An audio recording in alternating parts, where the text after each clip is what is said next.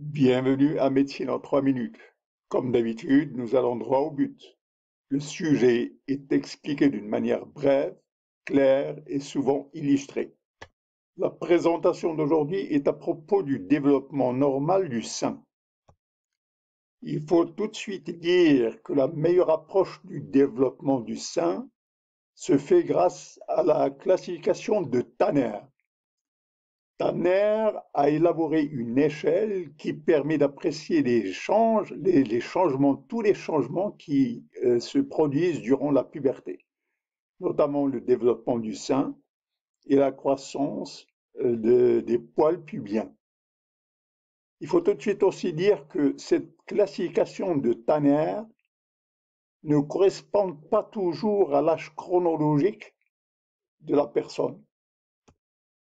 Voici un petit rappel anatomique du sein.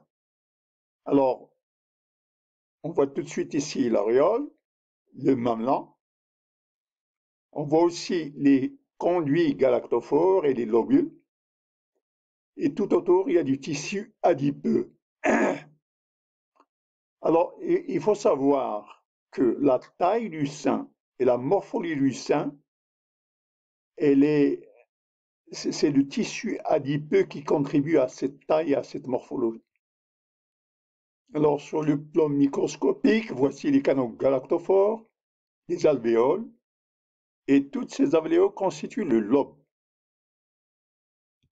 Alors, les lobes hébergent les alvéoles qui produisent le lait. Les conduits galactophores drainent le lait vers le mamelon. Le tissu adipeux contribue à la forme du mamelon et les ligaments assurent son ossature et sa forme. Sur le plan hormonal, les œstrogènes permettent la croissance des canaux galactophores, alors que la progestérone, elle permet la croissance des lobules.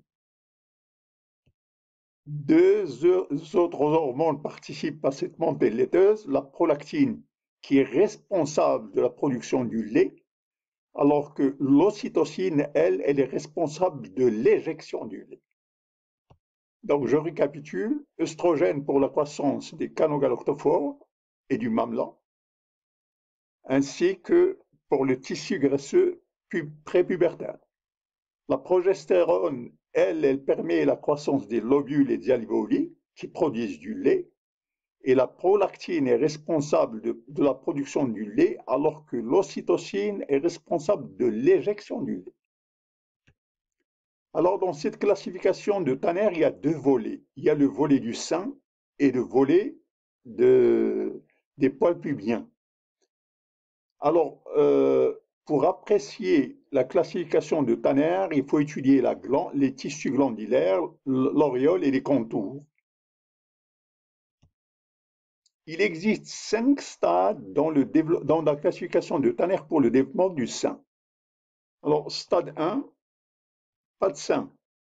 Les seins ne sont pas encore développés.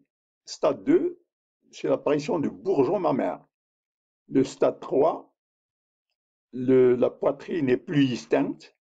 Et le stade 4, il y a l'apparition de l'aréole et du mamelon. Et le stade 5, enfin, c'est le développement total du sein, c'est le sein d'adulte.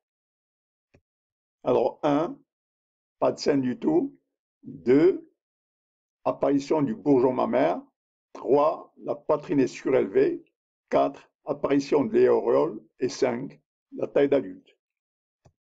Maintenant, nous allons passer au deuxième volet du développement normal de la puberté. C'est la classification de Tanner vis-à-vis de la pilosité pubienne. Alors, stade 1, pas de pilosité du tout. Stade 2, une pilosité qui s'étend aux grandes lèvres. Stade 3, l'extension s'effectue de façon latérale. Stade 4, l'extension s'effectue à travers le pubis. Et le stade 5, l'extension elle est médiale sur la surface des cuisses. Alors, en conclusion, le développement normal du sein L'échelle de Tanner permet cette classification suivant le développement du sein et suivant le développement des pilosités pubiennes, tout en sachant que cette classification de Tanner ne correspond pas toujours à l'âge chronologique de l'individu. Merci d'avoir participé à cette vidéo du développement du sein. Voulez-vous cliquer le like et si vous n'êtes pas encore inscrit, d'adhérer. Vos commentaires sont toujours bienvenus. Merci.